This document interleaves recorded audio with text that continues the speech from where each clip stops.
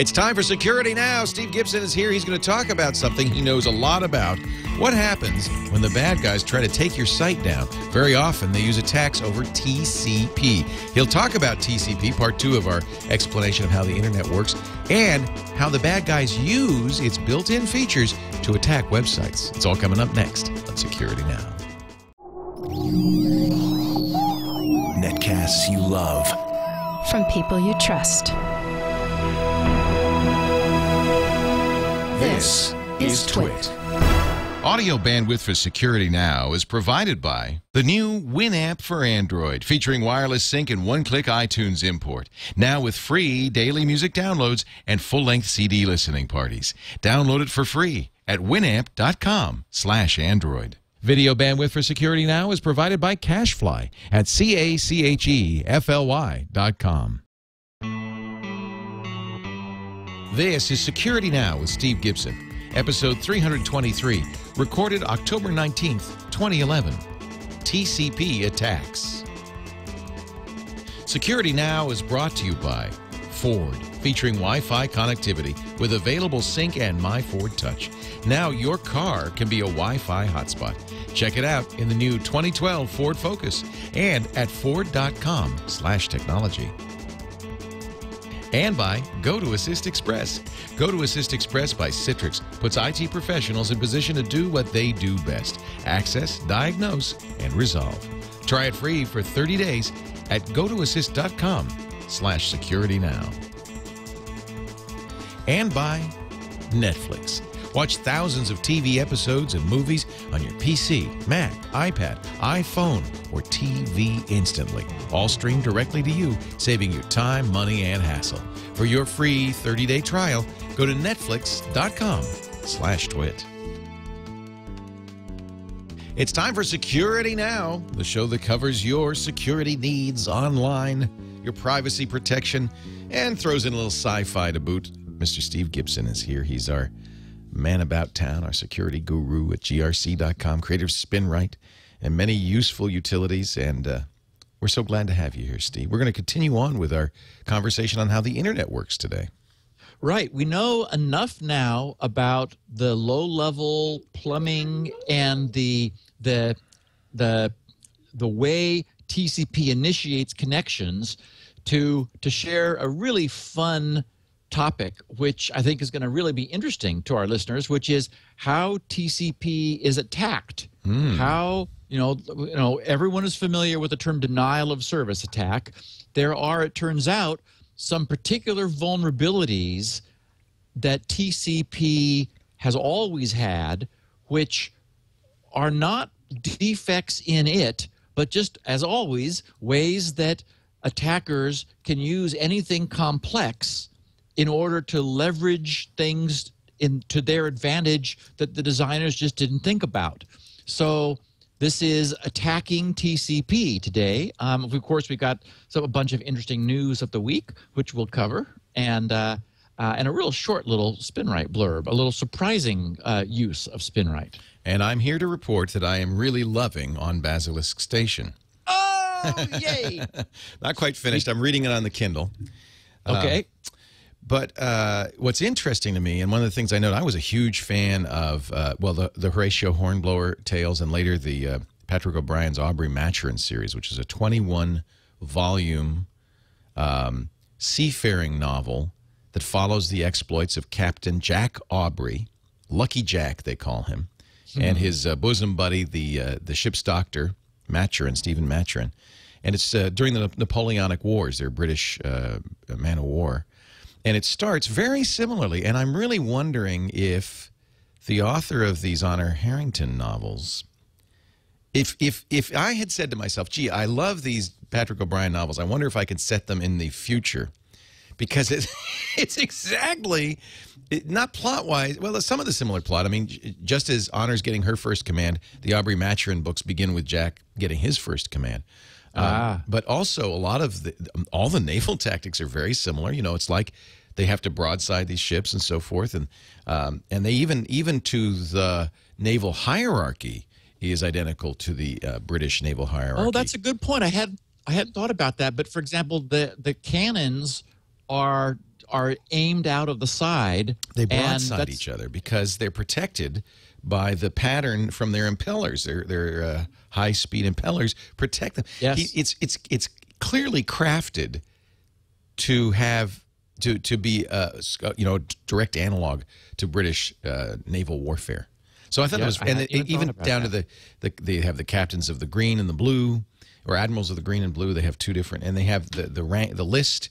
All of this is very much out of the. You should read some of the Aubrey Maturin books. I'd be very curious what you think. There's no lasers in it, though. I'm sorry. Well, we did have last week with Tom some discussion of Honor Harrington. I shared 3 representative notes. First of all, we've been getting fabulous feedback from our listeners who have followed us into this new series also. And so I shared that, and I said, okay, I'm not going to pound everyone over the head, but one of the pieces of feedback talked about how someone started to read it, then put it down, then I mentioned it again the week after, and he picked it up again, he read it for a while, then he put it down again, then I mentioned it again the next week, and he finally, he's at 2 pages after I started, the 3rd time, he says, it finally got me, and I have not been able to put it down. So, and a number of people have talked about Audible, saying that it gets better, or that maybe the readers of the later books are better, or something. But so I've been hoping that I'll give Audible have another chance to get into it. Yeah, I'll give Audible another chance. But and I only got I didn't even get through the preface. I thought the reader was so poor. But maybe she does get better. So I'll give it another chance. That's cool. me. If it's an audiobook, it's much more likely that I'm going to get to read it because I have more time to read audio than I do. But I was on vacation, as you know, last week. By the way, thanks to Tom Merritt for filling in. So that's when I got a lot of reading done on the beach, which was nice. So before we get into the meat of the matter, shall we? I would like to take a little break and acknowledge a brand new, or I guess returning sponsor to the show. We're very glad to have Ford back. In fact, details to come, but we're going to have some Ford barbecues during TWIT. We're going to have a barbecue, and we're going to invite people to come. We'll let you know how you can participate in that, and we'll show off some new Ford vehicles out front. Or maybe in the alley. I don't know. We're going to have to get permits from the police to do this, but it's going to be a lot of fun. We love Ford. I drive a Ford Mustang, and I have for a couple of years now, and just adore it. And the thing that sold me on it, of course, was the Ford Sync. Now that Siri's getting all this attention on the iPhone, let me tell you, I've been talking to my car in much the same way for a couple of years now. I would say, set the temperature in the car, give me the traffic conditions, what's the weather going to be like, where's the nearest gas station, all of that. Without taking my hands off the wheel, my eyes off the road, I just press a button on the steering wheel and talk to my car. So I've been doing a Siri-like thing for a long time. But Ford really is thinking of the modern automobile as a consumer electronics device in many ways. Not only putting the Sync in, which is truly awesome. And if you haven't driven a car with a Sync or my Ford Touch, go to your Ford dealer and give it a shot. I think you might like it. But also, now the new cars, if you have a USB 3G dongle, one of those things that the phone company sells, you plug it in, they have a USB port. The car is wired for Wi-Fi. So it turns a car into a Wi-Fi access spot for up to 5 users, which is truly amazing. I mean, they've got the stuff all built in there. So it really is pretty amazing what they're up to. By the way, yes, Steve, WPA2 security built in. So it's a modern, secure Wi-Fi access spot. I would expect nothing less from Ford. Take a look. If you go to Ford.com/technology, I love it that they've done this. There's a page for us geeks about all of the technology in Ford vehicles, from their electric vehicles to the Wi-Fi to the Sync with my Ford Touch. It's just little things. I was talking about this the other day. I was driving the Ford Edge with my Ford Touch during vacation, and I was able to set the cruise control, turn it on, but also set the exact speed by like 65. And it's just little things like that I just love. It's very elegant. You want to take a look at a Ford? Go to your Ford dealer, or visit this page, Ford.com/technology, and stay tuned for details about our Ford barbecues coming up. We're going to have a lot of fun with those. Ford.com/technology. We're so glad that they're back, because I'm a Ford fan. We're a Ford family. All right, Steve, let's launch into the security and attacks portion of the show. Well, speaking of attacks, we pretty much covered all of the major player updates last week. We had our second Tuesday of the month standard Microsoft updates. Apple, of course, across the board, updated iTunes and Mac OS, OS 10, huge and updates, so forth. Mostly not security. Well, some of them security, but the Apple stuff was also about iCloud and iOS 5. I mean, it was right. There was also half some a Safari gigabyte. updates that was security, and also some performance actually of Safari's JavaScript processing. They were claiming they'd made it faster. Also, I mentioned, you and I talked the week before that. Our topic was Beast, B-E-A-S-T, the browser exploit against SSL and TLS. We shared the fun chronology of the development of that hack. And our listeners will remember that at the time I described that the developers of this looked into the Java source for a vulnerability to fit their particular needs and found one. And Mozilla blogged shortly afterwards that they were considering blocking Java in order to protect people from the beast. What ended up happening was that Oracle, who now bought SYN and controls Java, immediately, relatively quickly, updated Java to what is now version 6, update 29.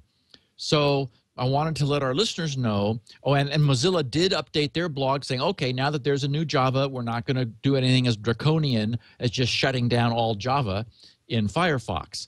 I was at 1.6.0 update 26, which is version 6, update 26. So I went up to 29. You can just go, if you Google verify Java version, then the first link you get is to the official page that Oracle is maintaining at java.com that will allow you to click a button. It'll have Java test itself and tell you what version you're using. You can also open a DOS box, it turns out, and if you have a DOS prompt, you can just type Java space -version, and it'll dump out. In my case, it dumped out 3 lines of various version information, so plenty of detail there. But you do want to be up at version 6, update 29.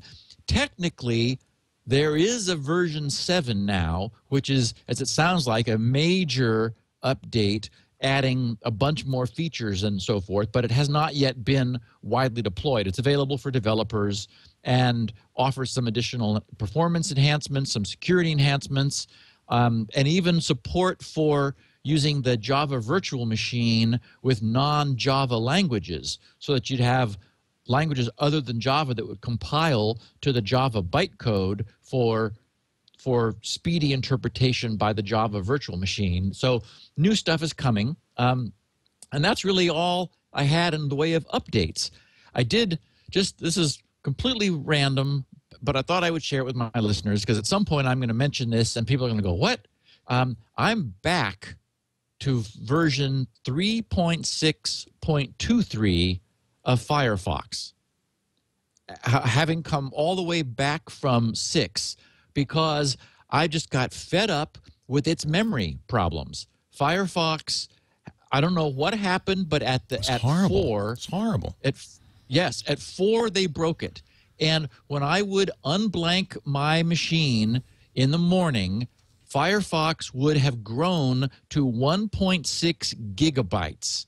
It was basically taking over my machine because I had left it up with some tabs open, which is ridiculous.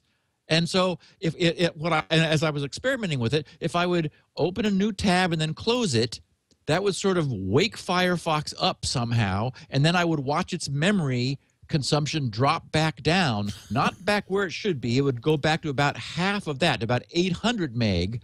And then if I closed it and then reopened it so that it would just reload freshly those tabs that I had left open, it would be back at maybe 250 meg. So something was really wrong, and I just objected to it in principle. So then I went back to 5, I tried 4. I went to the very first 4. That was still doing it. So I thought, okay, forget this. And I went back to 3.6.23, which is the last one prior to 4, which they are still maintaining, and no problem at all. It's back. I mean, it's a beautifully behaving.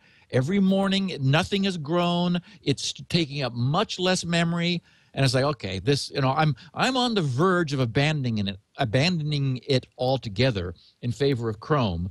But I like the tabs on the side. Chrome on Windows gives me tabs on the side, as we've talked about, but they're much taller tabs, so they just take up more space. And obviously I like having NoScript and a number of the other plugins that are available for Firefox, just because it's been around and is so much more mature than Chrome is. But boy, I don't know. They've got to get their act together, or they're losing me. It's annoying. So I just thought I would share that. If any listeners have been seeing the same things, for what it's worth, 3.6.23 works just beautifully. Yeah. So, security news. The EFF, our friends at the Electronic Frontier Foundation, were as concerned as we were about Amazon's announcement with their Kindle tablet and their so-called Silk technology, which, in our careful parsing of their privacy agreement and technology statements, you'll remember a couple of weeks ago, Leo, you and I looked at this very closely, trying to figure out what it was they were doing. That is, were they going to be proxying SSL? We had talked before about how Opera behaved and how the Silk browser or the browser in the forthcoming Kindle tablet might have a certificate for Amazon's cloud, which would allow it to filter and enhance the performance of SSL encryption. And so the EFF was as concerned as we were, got a hold of the lead developer for the whole Silk project. And I wanted to give a tip of my hat to Fabrice Roux in Marseille, France, who tweeted me the link that put me onto this. So I was really glad to have the information. So here's the deal. Absolutely never, not under any situation, circumstances, or configuration, will Amazon interpose themselves with SSL connections, period. They're never doing it. Yay. Yes. That's the right thing to do. Fantastic. Of course, that breaks all caching on secure sites. Yes, it means that the cloud services are not available for SSL. But that's fine. I really agree with you, Leo. I think that is absolutely the right thing to do. Ironically, it's Amazon's own site that won't be sped up, but right. Maybe they can actually, you know what, that site they could speed up because they legitimately have the certificates for that.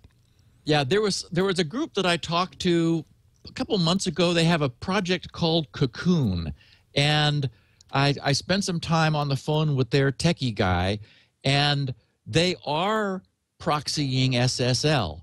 And I just said, that's just not okay. I mean, they're doing it so they can filter and interpose and add AV and protect you from downloading stuff. And I said, I'm sorry, but that's a problem. That's something that I just cannot get comfortable with. The idea that the idea that some service like that, which is free, is seeing my username and login when I'm logging into things, and also seeing secure session cookies. I mean, it just, as we all know, everyone who follows this podcast knows, it is too difficult to be perfect.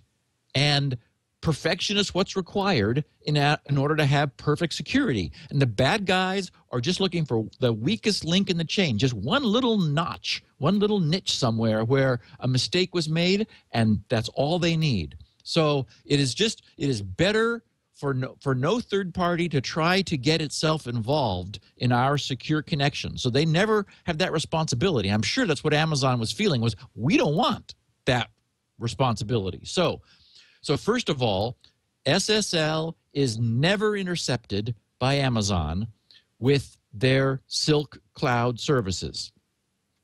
Secondly, all Silk optimization can be completely disabled on the very first browser options page. So it's right in your face. I haven't seen it myself because I don't yet have the Kindle, but the EFF, in talking to the developer, he made it very clear that for people who were concerned about the privacy, the potential privacy tracking, logging implications of having Amazon interposing itself sort of as an active or overactive caching service. I mean, they are deliberately looking at the page you are requesting and going and fetching all of the third party and successive content in the page even before your browser gets it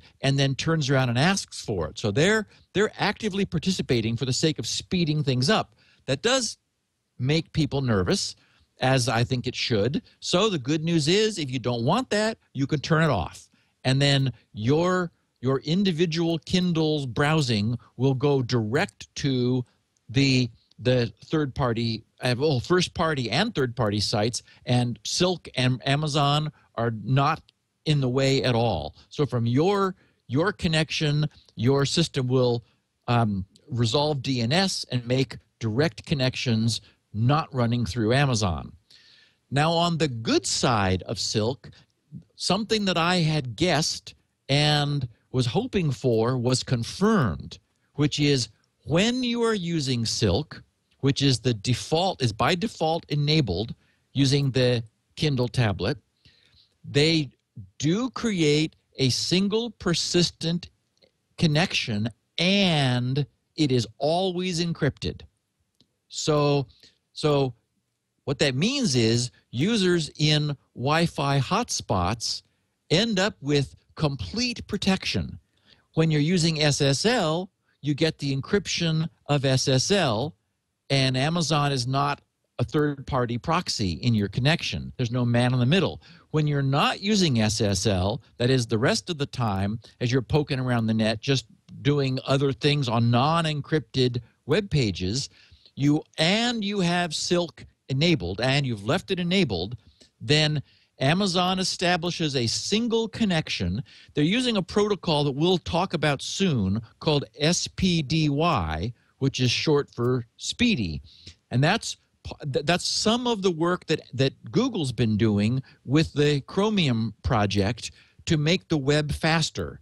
So this is it's a protocol different from and faster than HTTP, which of course, as we know, the hypertext transfer protocol that everyone has always been using for web surfing. So the Chromium project, the Chromium guys, as we've talked about this in a couple different contexts in the past, in really looking carefully at where time goes, how delays creep into web page loading, and for example, we talked before about how one of the things they've experimented with is coming up with ways to improve the speed of SSL to cut down on the number of round trips that data have to make over connections. That's one of their make the web faster aspects. Well, this SPDY protocol that they have developed and have a preliminary spec for is what Amazon is using. So it is an encrypted end-to-end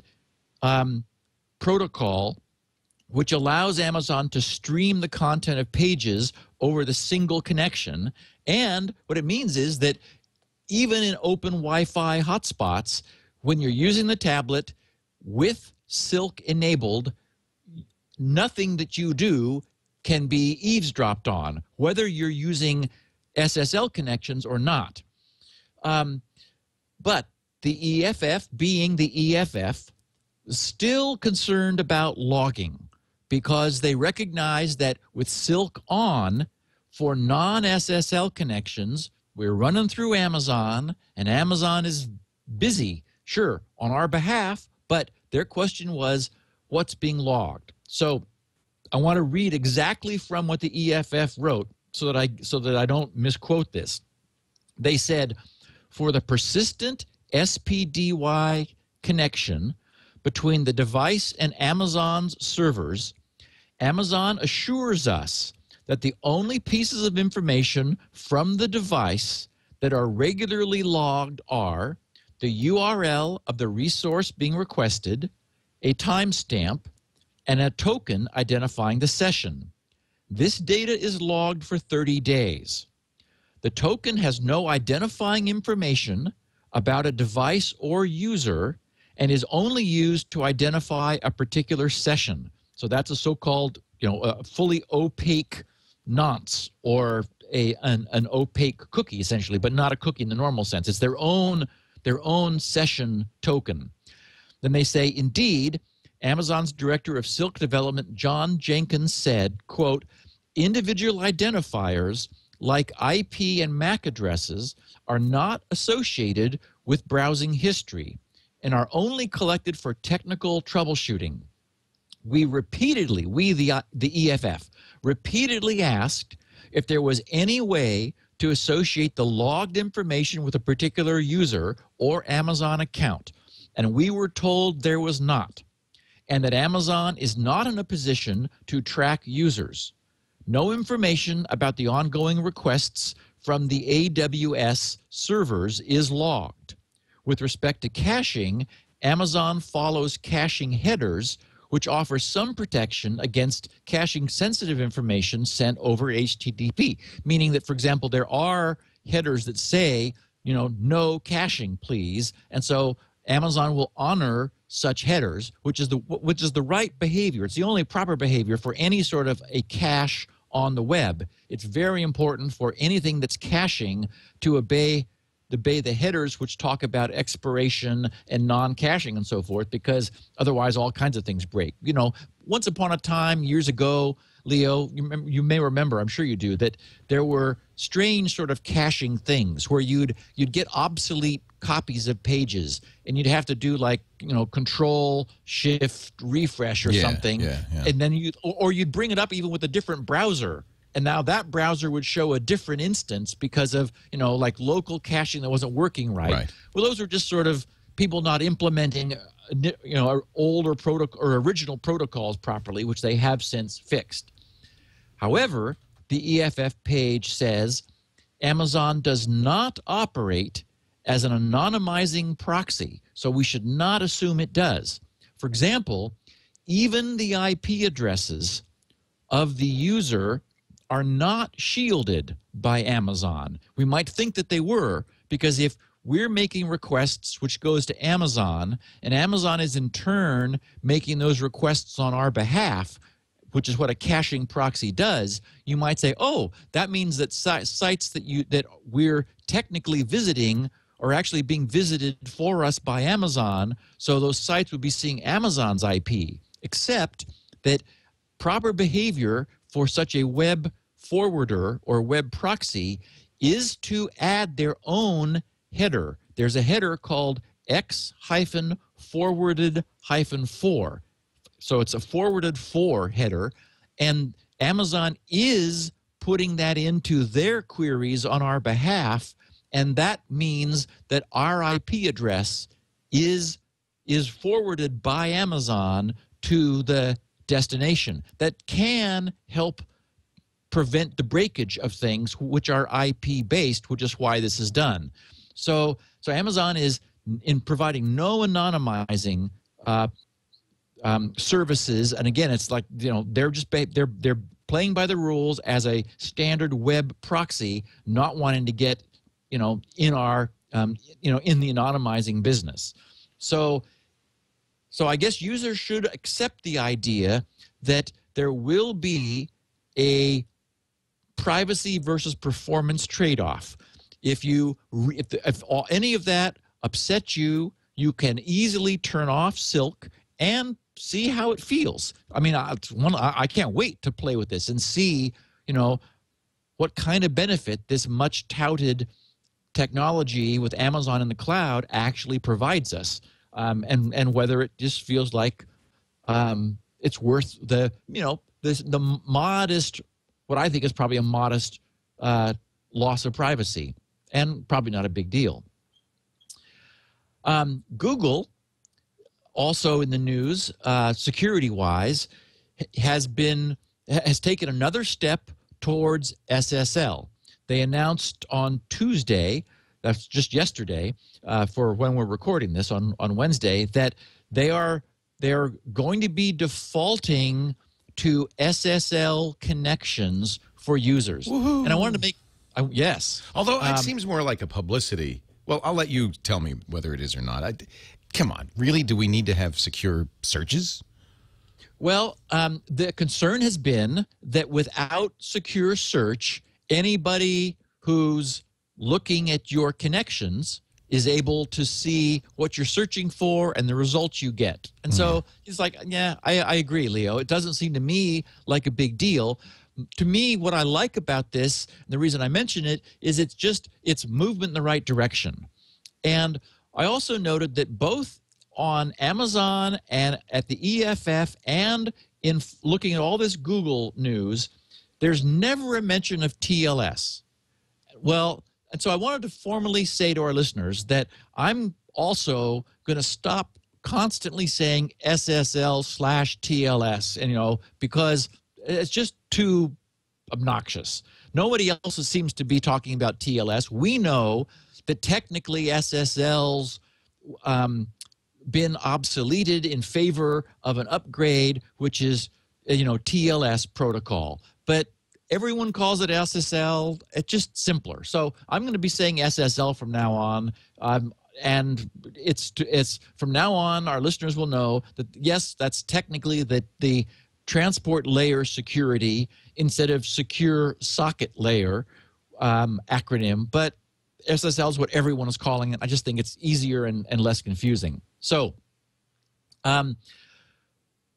what Google is doing is for their logged on users. That is, if you have logged into Google's services so that when you go to Google, it knows who you are because your browser is returning a persistent cookie, a session cookie identifying you.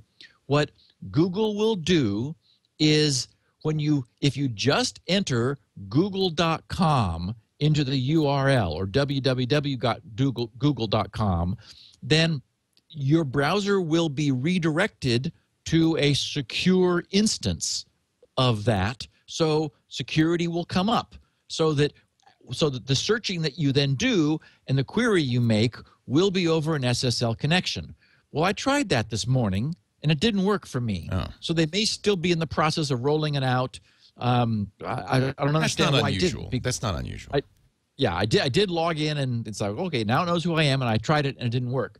Now, this has caused some concern for educational institutions because they're a perfect example of an organization that has an arguable need to block queries that they feel are inappropriate from their students and to filter the results for inappropriate content.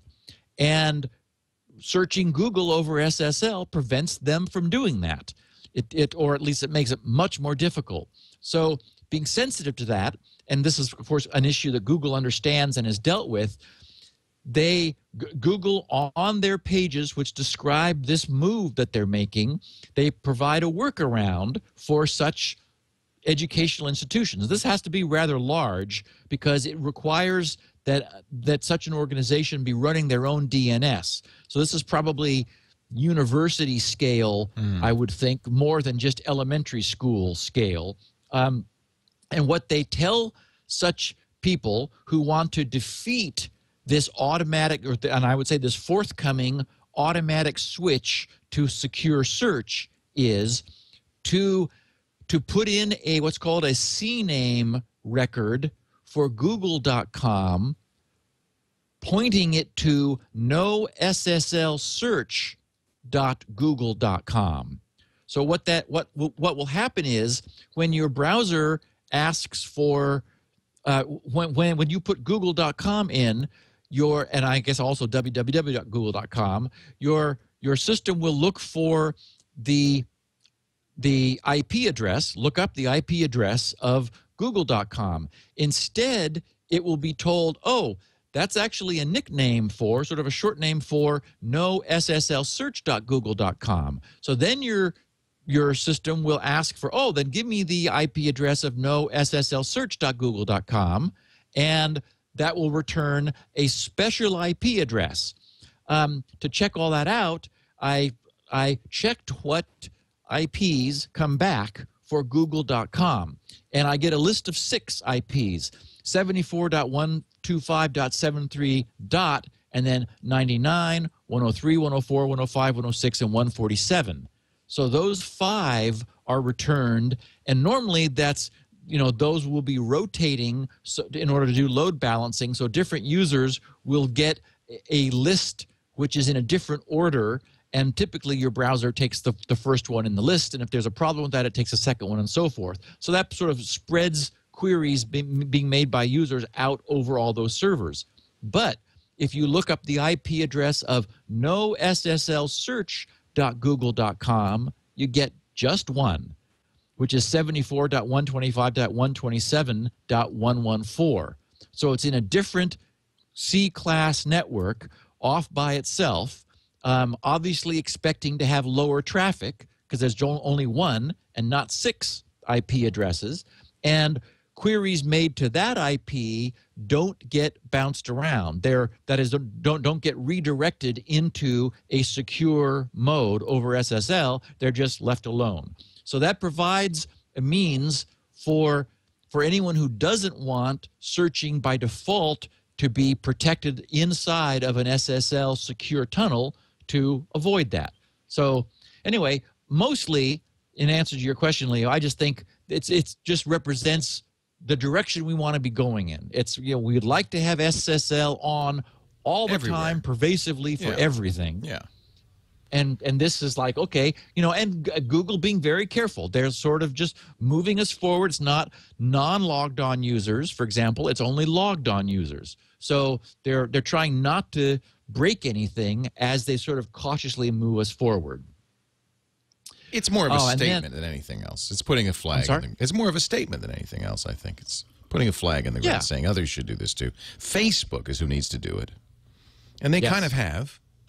Yes, although they're still, they also sort of incrementally moved forward. We talked about how if you ran across an app which could not run over SSL, then you would be forced to drop back to non-SSL, and then we discovered it reset the setting that of you asking for SSL. So I think they fixed that a little bit, or at least they notify you, because I've noticed lately that it's turning itself back on. So I think it's good. They're paying attention. Okay, so here's one where you just kind of have to roll your eyes and say, okay, are you really kidding me? And a little tip of the hat to Jimmy LeMaster in Fort Wade, Indiana, who tweeted this to me, and I got a kick out of it. He picked up a story about security researchers at Georgia Tech who have managed to achieve 80% accuracy on word detection rates. Oh boy. For words typed into a keyboard when an iPhone was resting next to it on the desk. Some special app they wrote? Well, it turns out that the 3GS iPhone, the earlier pre-4 iPhone, only had accelerometers. And it didn't provide them with quite enough information. Basically, it's picking up the vibration of the user typing keys on the keyboard. But as of the iPhone 4, which added the gyro, that's all they need. And so with an iPhone 4 or later sitting on your desk next to your keyboard, they're able with 80% accuracy to determine what you're typing. What they do is they break so every key you press is going to transmit a little bit of vibration via the desktop to the phone. And what they do is they take each pair of letters at a time. So, for example, in the example they gave in this Wired article, take the word canoe, C-A-N-O-E. They take C-A, then A-N, then N-O, then O-E. And for each pair, they determine whether it's on the left-hand side or the right-hand side, and whether it's far or near. So this C-A-A-N-N-O-O-E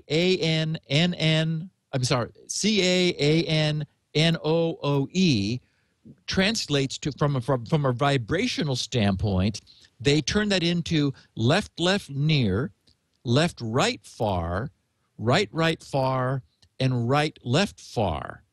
Then they use that to reference a dictionary where they have completely translated all the letters of the dictionary into these codes based on where the letters are on the keyboard.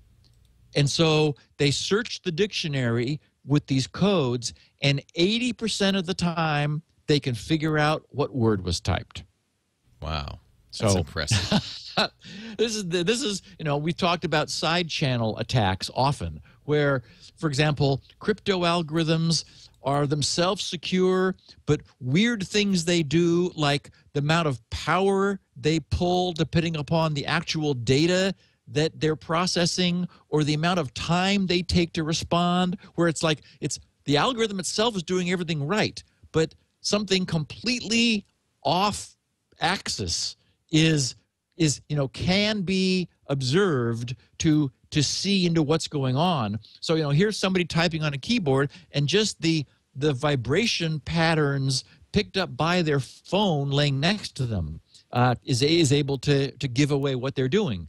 And they said that microphones, which are able to sample at a much higher sample rate, typically I guess 44 kilohertz, give them much better access to what's happening. And therefore, of course, been plenty of articles about how listening to someone typing can reveal often what they're typing. And they said that by comparison, the sample rate from the phone's inertial and gyro positioning systems has a much lower resolution. It's about 100 samples per second is all they can get.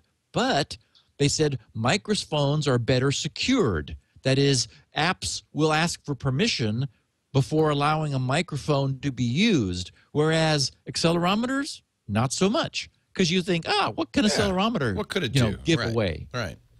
How could it spy on me? Well, turns out it can. And I did want to also mention, for people who are Android users and Firefox users on Android, that NoScript, our favorite scripting control tool for Firefox on other platforms, is now available for the Android platform. Really? Oh, that's neat. Yes. That's really great. Yes. There are a few features that don't make sense over on the Android platform, but all of those that do have been moved over. So anyone who's using Firefox on Android, as I may be at some point, if that's available to me as an option through Amazon with my forthcoming Kindle Fire, I guess you will be, won't you? Yeah. I'll want to do that.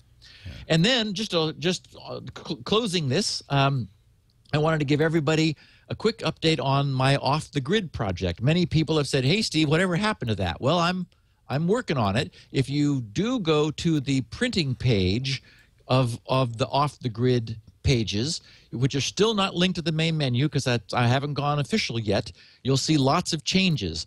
The ultra-high entropy pseudo-random number generator that I created and talked about is all integrated now in and working. A ton of entropy is coming from GRC to initialize it, and entropy from all other sources is being mixed in. There's now a visible high entropy key which you can use, and if you always use the same one, you always get the same grid. So those things are done. I just now need to finish up the printing aspect. I want to allow people to choose fonts, set the sizes, turn off the border if they don't want the actual, don't want to use the border, change the character padding and other things. So just user interface stuff is where I am. So I just want to let people know it's not dead by any means. It's where I am spending my time. And then I promised a strange but happy short Spinrite story from Sam Cannon, who on October 5th, a couple weeks ago, sent to me. He said, "My wife lost her Android phone SD data, and I simply plugged it into my laptop. Spinrite saw it. Wow. I ran Spinrite 6.0, and it was all back."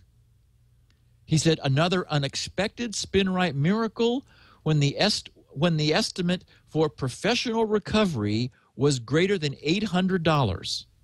Good investment for a retired Unix guy. Happy wife, happy life. Thanks." That's true as well. Exactly. Wow, what so a thanks great, for sharing that. So that's interesting. I didn't know that you could work on flash memory. It works on everything, Leo. It's just, I mean, it does things I frankly am surprised by, shocked. but I don't complain. No. We're going to take a break, come back. We're going to talk about TCP, part 2 of our TCP discussion, in particular how you attack it, or common TCP attacks. Before we do, though, let's talk about how you fix your clients' computers. Are you in the business of doing that kind of thing?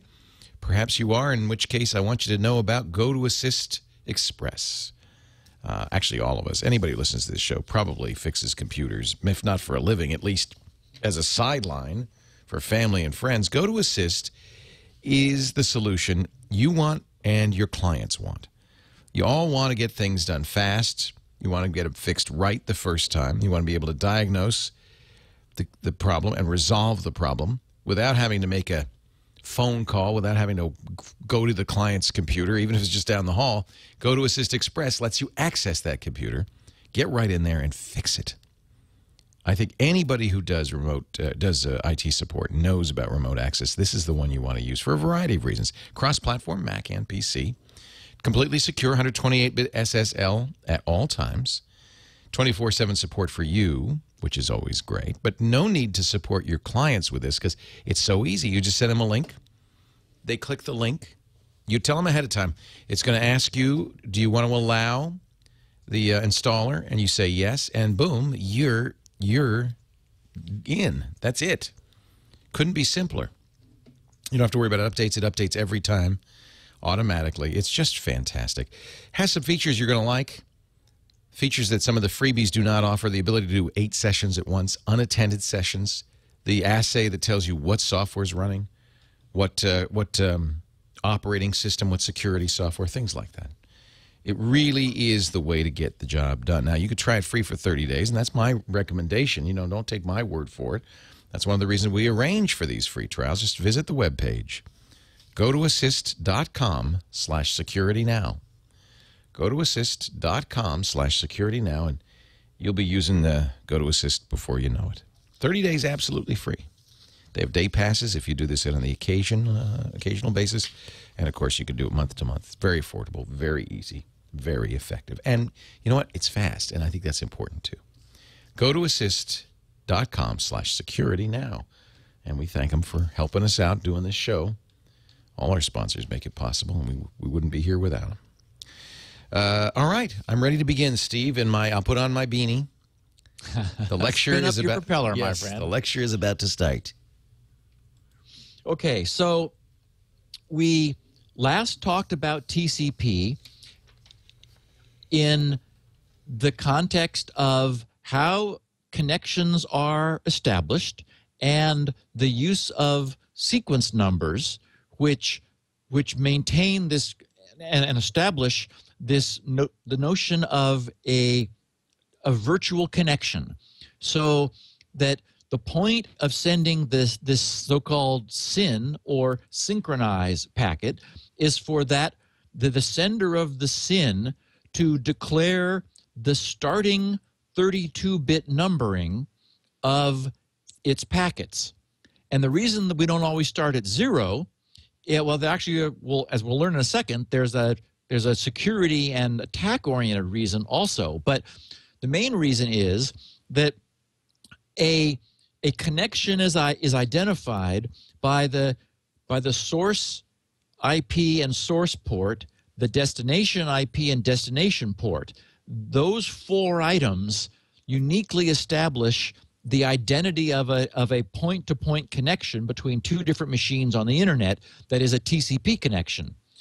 And if we were, for example, to number packets always at the beginning of a connection starting from 0, there would be the possibility that we would create a connection, send some data, drop the connection, create a new connection, start numbering it also from 0, and then, like, for example, send some data. But just due to the vagaries of the way the internet functions, it might be that packets from our prior connection were mistaken for packets from our new connection because they had overlapping or similar numbering. So you can see that there's a need, and since we've got 32 bits of packet sequence space, we're able to sort of jump forward and make sure that when we start a new connection, we say, okay, we're going to be numbering it from here, which is unique numbering for this endpoint, so that if any packets came in, then we would ignore them. What that also implies is that there's some window during which we would believe incoming packets sequence numbers, meaning if they're like lower sequence numbers than when we began, that we rule them out. But also if they were like much higher than is reasonable to assume could be valid, we would just discard them also. Well, that's important because it gave us some protection for the first kind of attack on TCP. And what we're going to be talking about here are attacks which are sort of inevitable due to the protocol. They're not vulnerabilities created by mistakes anyone made. They're just the demonstration of what clever hackers can do when they look at a protocol and think, okay, how can we get up to some mischief? One of the important links between routers that we've talked about routers in this How the Internet Works series is them sharing their routing tables with each other. So a router in a given location has networks that its interfaces are connected to. And so it also has an interface connected to another router. And it wants to advertise to that router the networks that it services. That way, the other router, when it receives a packet which is intended for networks that first router has access to, it'll go, oh, I know which of my interfaces to send this to in order to forward it on its way. So this is called, they use a protocol called BGP, Border Gateway Protocol, which uses TCP connections for security. That is, as we've discussed, there is an automatic spoof prevention in TCP as opposed to, for example, UDP or ICMP protocols because of this three-way handshake. When TCP sends its SYN packet over to the other endpoint that it wants to connect to, that endpoint needs to acknowledge that by returning the packet. No hacker is able to know what sequence number a given SYN packet that's establishing a connection will use, so that gives their dialogue some protection against TCP IP spoofing. So BGP was always assumed to be safe for its communications among routers, except that, as we know, attackers are very clever. And what some routers, the Unix is in some routers and in some regular old school Unix systems, what we're not doing a good job with this initial sequence number randomization. So bad guys figured out a way of actually taking over, splicing into an existing TCP connection by sending some connection requests to a router. They would get back some, and by that I mean they would send SYN packets, SYN, synchronized packets to the router. They would get back the router's answering SYN-ACK packet, which contained its SYN, that is, contained its direction synchronized number. So that allowed them to figure out where the router's own internal stack was at that point in time. And by doing some guessing and being clever, they were able to surmise when routers were talking to each other, to probe a router, to have it divulge the current state of its internal sequence counter, which, for example, might always move up by 64K. There were some simple algorithms originally used where, because again, the developers said, well, you know, sequence numbers are to protect packets from being confused with older ones. So, you know, here's what we'll do. And they did something that solved that need, but wasn't attack proof. And so hackers were able to notice the pattern of the way initial sequence numbers were being allocated by a router, and then guess what the sequence numbers would be in existing dialogues, and essentially splice themselves into an existing TCP connection using BGP, this Border Gateway Protocol, poison the routing tables of routers and end up being able to cause routers to divert traffic to faraway places. And we've heard that this was being done before. I've never gotten into the details of how it was often being done because we weren't at that level of detail. Now we can understand how that's possible.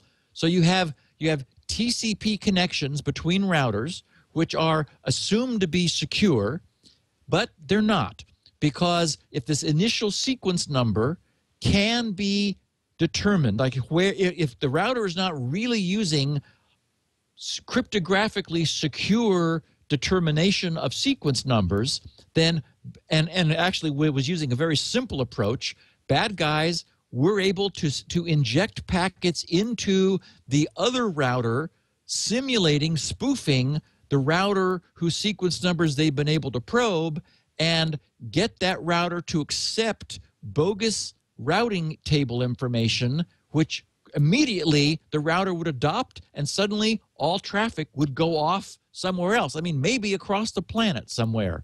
So when it was found out that hackers had figured out how to do this, of course, there was a big kerfuffle, and people updated their routers' operating systems in order to prevent this from happening, and we stopped having that kind of problem. But that was one of the earliest protocol-level attacks on TCP.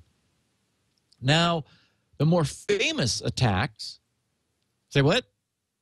I said nothing. Oh, that was actually an echo coming back to me. Hello. Sorry about that. Continue on, my friend. The more famous attacks, of course, are denial of service attacks, which have been plaguing the internet and the industry for a long time. And there were several types of denial of service attacks, which are a little more clever and which systems turned out to be more vulnerable to than most people appreciated. we talked about how a TCP connection is established. The user, for example, of a browser, wants to connect to a server. So we, the user, send a remote server a SYN packet to declare our interest in connecting to it. The server, upon receiving a SYN packet, allocates a chunk of storage to represent that connection, meaning that it fully believes we're good guys. We want to connect to it. So we're declaring, for example, in that SYN packet, this is our initial sequence number. This is the port we're connecting from, and from this IP. You know, and remember, these are the things which make our traffic to that server unique from all the other people in the world that have connections to it. So it needs to allocate memory to start some record keeping, to record the sequence number from that remote IP and that remote port, which is coming into it. And it then generates its own sequence number to send back in its SYN ACK acknowledgement, which also declares its sequence number. So it needs to record what sequence number it's starting with, because those are the numbers it's going to be numbering its bytes back to us with. So then, if all goes well, we receive its SYN ACK and respond with a final ACK acknowledging the receipt of the SYN portion of its packet in the so-called three-way handshake. Well, the internet is a strange place. We've established that. Routers, by law, by agreement, have the ability, if they're overloaded, to just drop packets. If their buffers can't handle buffering anymore, if their links are full because a lot of traffic is coming in on some interfaces and all trying to squeeze out of one, but that one doesn't have enough bandwidth, the router is just able to discard things, which means that all of the systems have to be tolerant of delays and of lost packets. So consider what this means for a high-profile server on the internet. A SYN packet comes in, and it has to, first of all, assume it's valid. It has no reason not to. All the connections that are coming in start with SYN packets, so ours just looks like anybody else's. So it receives it, allocates a chunk of memory, and sends back an answering SYN ACK. Well, if we do nothing else, a timer in the server expires because it has to assume that we didn't receive its SYN ACK. That we're sitting around patiently waiting for a response to our SYN packet. So yeah, that means that there also has to be timers that it's allocated as part of our connection. So there's a block of data and responsibility that goes along with this connection opening process. But it turns out that it is possible more in the old days than now, more in the original implementation of TCP than so much today. But it was once possible for a single user on the internet to take down a major web server just by sending SYN packets and never responding to the SYN ACKs. And in fact, since we don't have to respond to the SYN ACK, we can create a fraudulent source IP. That is, we can pretend that this packet is coming from someone else and never even get the return traffic. So we spoof the source IP on the SYN and just send it.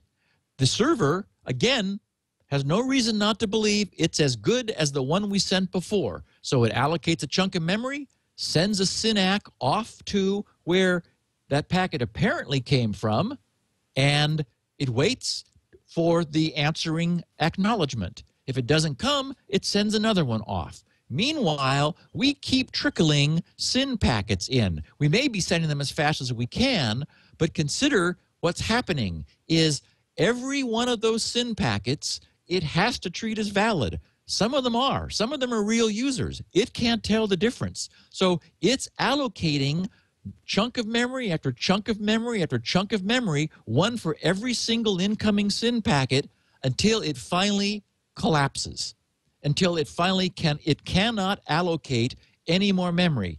Normally, that's not going to be gigabytes of server memory because it's not down in the kernel. There's no provision for allowing the TCP IP stack to take over the memory of the system. It's given some reasonable amount of allocation, some reasonable elasticity to that allocation, and at some point, it's filled up with what looks like connections which for some reason have never made it to the next stage. And so it turned out that it was originally extremely simple for someone to bring down a major site. It did not require, as we've often seen more recently, huge zombie fleets with tens of thousands of unwitting computers, hopefully on broadband, high-speed broadband cable modems, all concentrating their fire onto a single beleaguered server somewhere. It actually was originally possible for a single machine to take down a major site just by sending it a bunch of SYN packets, forcing it to allocate memory, and it couldn't determine which one was valid or not. And once that memory pool filled up, it wasn't able to create any new connections, meaning that valid SYN packets coming in from people who wanted to get to a site they had to be ignored. So when this attack became understood, what was done? Well, a couple things were done. First was that firewall vendors jumped in with appliances, which they stuck on the front end. They stuck these appliances in front of vulnerable servers or server farms, and those appliances took responsibility for this. They would, for example, have much more memory allocated to them. That's like all they were was connection pool memory, and they'd been hand optimized to be able to do a better job at this. So they would respond with the SYN with a SYN ACK, and then only if an ACK came back would this appliance then turn around and open a connection to the server behind it. In other words, this was a TCP connection proxy, which was built to be heavy iron, very robust, high performance, and it would take the attack itself and isolate and insulate one or more servers behind it from this incoming SYN flood. The other thing it could do was be smarter. As it began to see that SYN packets were piling up and were not being completed, it could just start freeing memory from the oldest SYN packets forward. So it was always giving preferential handling to the newest ones, hoping that they might be valid users even amid a SYN flood coming in, trying to push them off the net. But it wouldn't just fill itself up and collapse. It would say, okay, I'm going to start throwing away the oldest ones because, if they never got the oldest ones that had not been completed. And so when a three-way handshake got completed, it would say, okay, now we got a good connection, and it would pass it through. Otherwise, it would wait until it got that completion, and in the meantime, discard the oldest ones so that it was still able to receive new ones. So that was one thing that was done. Then a very smart security researcher named Daniel Bernstein realized there was a whole different way possible to create a TCP connection. And someone else you guys know well independently realized the same thing. That is me. I didn't find out about Dan and what he called SYN Cookies, which existed as an option in Linux until I proudly produced my own system, which I called Genesis, which was a SYN flooding protection system. And then everyone said, "Oh, nice, Steve, but that's already been done." It's like, oh, okay, well, I mean, I didn't keep me from having the fun of inventing something independently. So, and I did mine a little bit different than what Dan did. But consider this: the goal here is to survive a TCP SYN flooding attack of this sort is to keep from letting any resources be depleted. This is a resource depletion attack because just by doing something at a relatively modest rate, we don't have to burn up the wires. We take advantage of the fact that some connections can take a while to complete, which means that servers have to be patient. If they have to be patient, then we can leverage that patience against them and burn up all of the resources they have for connections within that patience window, which is what this first type of SYN flood does. It doesn't saturate the bandwidth at all. It saturates the memory, the connection resources.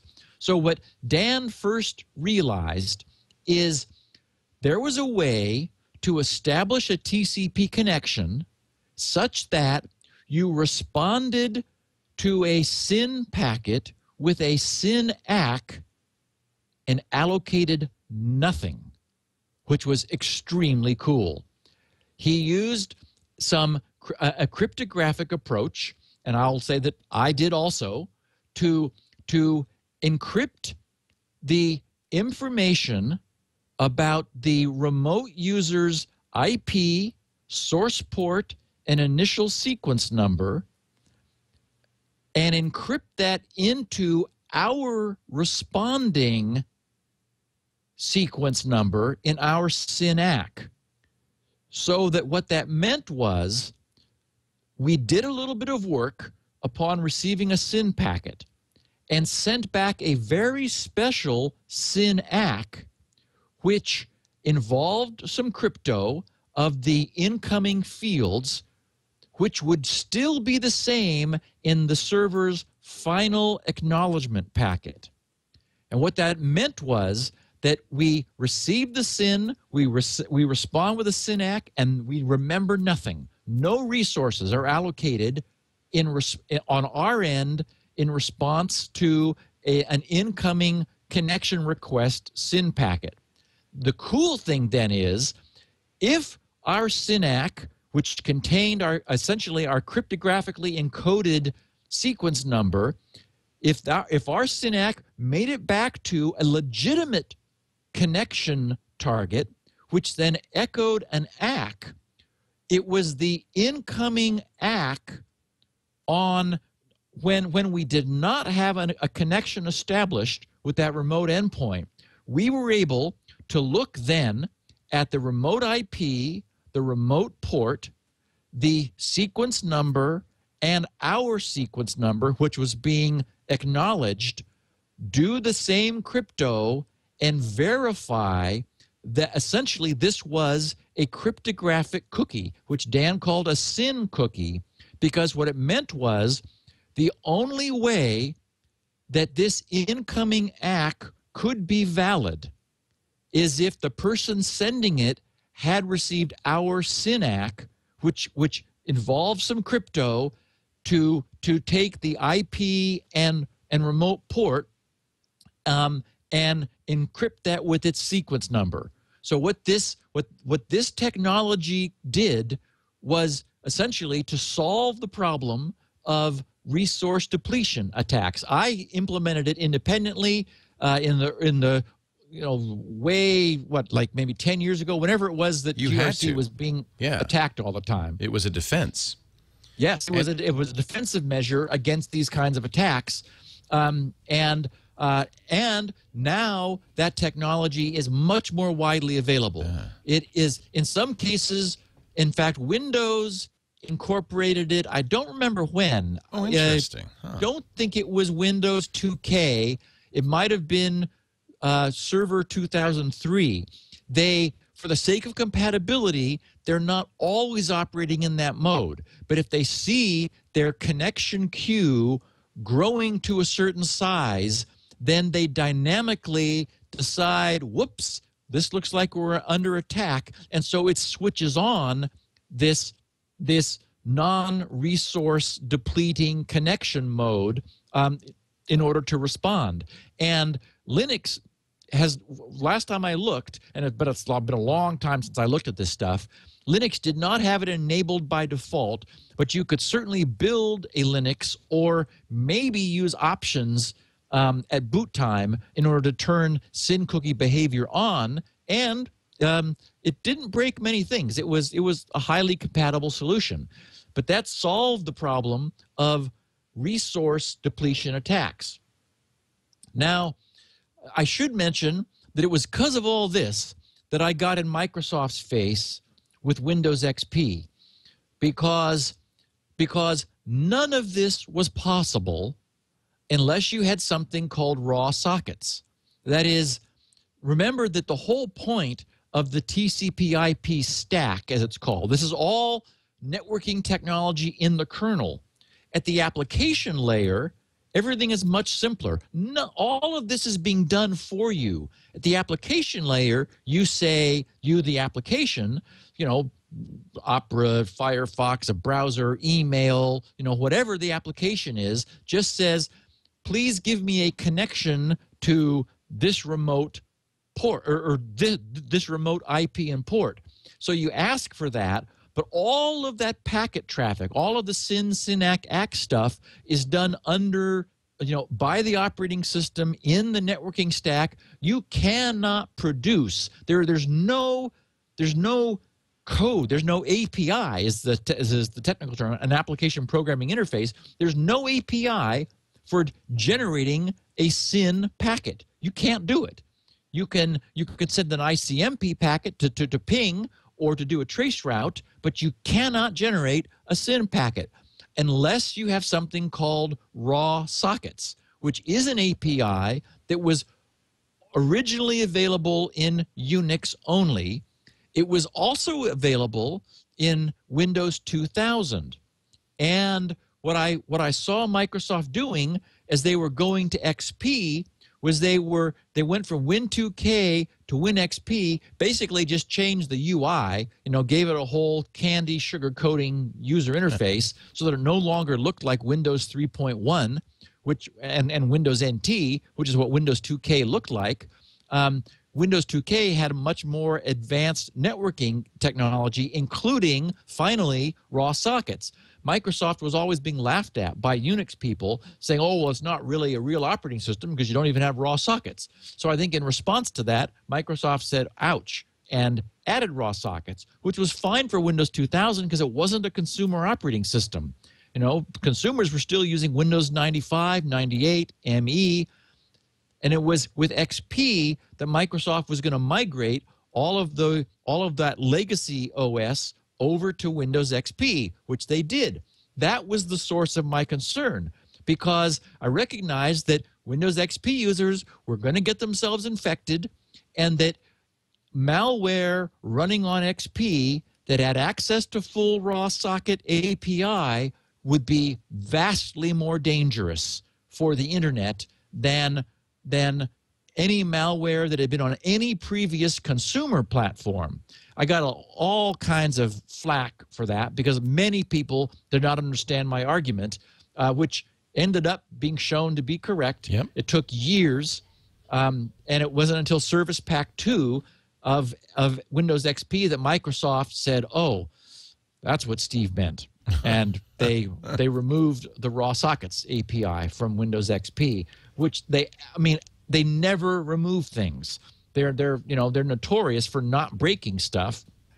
Apple has traditionally been willing to remove things, and upset their developers because they've wanted to keep things simple and limit their legacy support. Microsoft has really been reticent to do that historically, but they did pull raw sockets out of XP because they realized they were just too dangerous. But it turns out there was another type of problem which SYN packets created, which was different than resource depletion, and that was routers. A router is designed, as we've talked earlier on in our How the Internet Works series, to accept packets and send them on their way. That's what they do. So a typical packet is around 1500, for some reason 1536 sticks in my mind, but that's also 2 to the power of it's got to be a that power, I've been right? seeing recently. But anyway, so it's about 1500 bytes. So the idea is if you've got certain bandwidth on your connections and packets are coming in at 1500 bytes at that bandwidth, that means that you're going to have packets at a certain rate. Now, applications are typically giving the TCP IP stack a big blob. You know, you may send a small query to the server, and that's maybe fits in a single packet. But it's going to respond with a page, which is going to be, you know, tens, maybe hundreds of K. So the server up at the application level sends this 100K file, probably out of its cache, if other people have asked for that page, down to the TCP IP stack and says, send this off. So the TCP IP stack, wanting to be efficient, chops this up into the largest packets possible. And there is technology, which we've briefly talked about, for figuring out how large a packet I can get from one endpoint to the other, because one of the ICMP plumbing protocol features says that I was unable to forward a packet from where I am to the next router because the interface, the technology over the interface, can't take a packet the size you've given me. So routers can fragment packets, but you can also tell them, do not fragment, instead send me an error. So it's possible for links to establish the maximum packet size, which is worth doing because you get a lot more efficiency. So what I'm trying to say is that in general, the internet works with packets being as large as they can be. Is that the MTU size? When I see an MTU setting, is that maximum transmission unit? Okay. Yep, that's exactly what that is. And so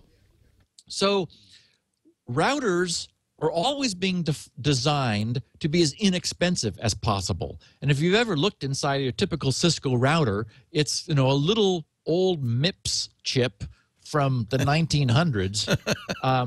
I mean, it's just, there's not much in there, right. Which is why Cisco was, you know, doing so well for so long, is they were able to sell something that looks pretty impressive from the outside, but, you know, it's hollow on the inside. It's all industrial design, yeah. Yes, and it's actually doesn't have to do very much. It just receives this packet, it looks at the first few bytes, and then it sticks it in an outbound buffer, and off it goes. So, what happens with small packets? What happens is the switching rate. At a given amount of total bandwidth coming into the router, routers are rated in terms of the amount, the number of packets they can process per second. PPS, packets per second, is one of the specs for routers. And what it turns out is almost no routers, in fact, I think I could say no routers, are able to process the amount of bandwidth they can handle in small packets. So if packets are 1,500 bytes, and I'm reaching for my calculator because I used to know all this stuff by heart, but I haven't talked about this for a long time. If packets are 1,500 bytes for regular data-bearing packets, and SYN packets are 60, which is a number I seem to have in my head also, well, that's a huge difference between a data-bearing packet of 1,500 bytes and a SYN packet of 60 bytes. That's a 25-to-1 ratio, which means if routers are receiving the smallest possible packet, which is, a TCP SYN packet, then given the amount of bandwidth connecting them to the internet, somebody sending SYN packets back to back as fast as possible is able to present the router with 20 times the rate of packet headers. The headers are what causes the router to do work, because it's got to look at the header, read the destination source or the destination IP, and send it on. Also check its routing table and figure out which interface it goes to and so forth. So there is substantial per packet routing overhead. So just by sending smaller packets somewhere, all the routers between you and the destination, if you send lots of small packets, are doing far more work, and they're just not rated for it. They're generally rated for a mixture of packet sizes, and you can see that in the specs too. They'll say, they can handle 20% minimum size packets, 80% typical size packets. And they'll explain that, minimum size packets are a lot more work. So one of the not very well appreciated sort of unforeseen consequences of SYN floods is that they were the smallest TCP packets possible, and they were 1/25th the size of the normal payload carrying packets that routers switched, and they just collapsed the router. The routers just went underwater. In a way that they were ill-equipped. Routers can handle dropping packets by design if their interface buffers are over full. But if you just pour in packets at 25 times the rate they expect, the router just collapses. It reboots, it crashes, it freezes up, it does horrible things. And so what the DOS attackers learned was that they may not even be reaching the actual server they're trying to attack. If they do have a number of bots, and again, not even that many, all concentrating their fire at a single IP, that their traffic will be aggregating as around the internet as it begins to filter closer and closer toward the target IP, and at some point, the routers along the way will just collapse under the strain. So the server is sitting around with no traffic because the routers serving it have collapsed. And of course, valid users who send innocent TCP IP SYN packets or just want to transact regular data, they can't, because the routers have been pushed off the internet by the packet switching rate, the number of packets that it's possible to send a router if each packet is very small. And so that ended up being sort of an unforeseen side effect of these denial of service attacks. It was small packets that routers, that could be 25 times the number of packets per second that DOS attacks were creating. And the result was the same as if the server itself had been blown off the internet, but the attack never even got to the server because it collapsed the internet's infrastructure upstream of the server. And that's our episode on attacking TCP. There you go. From a man who has had some experience with this. Direct. Unfortunately, yes. Yeah, alas. Very interesting stuff, and very practical. If you have a website, now you know what's happening. Yeah, and really no one's fault. I mean, these Right. were This wasn't because of implementation problems. Many people have scrambled around, and there are robust routers now that talk about their packet processing rate, and then they say they're able to handle a the bandwidth of their interfaces at minimum size packets. But that required more cost and more expense, and it wasn't the case in the old days. Yeah. So you would use this to attack an individual as well, I guess. You could attack their router. Oh gosh, an individual has none of the higher end hardware. So yeah, you could easily take one of these little blue box routers off the net by sending a bunch of SYNs to it. And in fact, that's what the script kiddies were originally doing when they were in IRC chat rooms. They would want to blow somebody who had IRC privileges off of the net, so that they would capture the flag, and then they would be running the IRC chat room, slapping them. Yep. If you want to know more about this, well, Steve's got a whole website just full of good stuff at grc.com. That's where you'll find Spinrite, his bread and butter, the world's finest hard drive maintenance and recovery utility. Heck, hard drive, you could do compact flash too, apparently. Phone memory. He also has a lot of freebies there, which you should check out. His perfect paper passwords, password haystacks, great information. Lots of things. grc.com. He's on Twitter at SGGRC. And we'll do a feedback episode next week. So you want to email a question. The best way to do it is go to the website, grc.com/feedback. And there's a form there you can fill out. There's very active forums there, too, though. Good place to go to ask questions. Yeah. Thank you, Steve. Thank you, my friend. We'll be back Wednesday at normal time again, 11 a.m. Pacific, 2 p.m. Eastern at 1800 UTC at twit.tv. And we'll see you there. Security.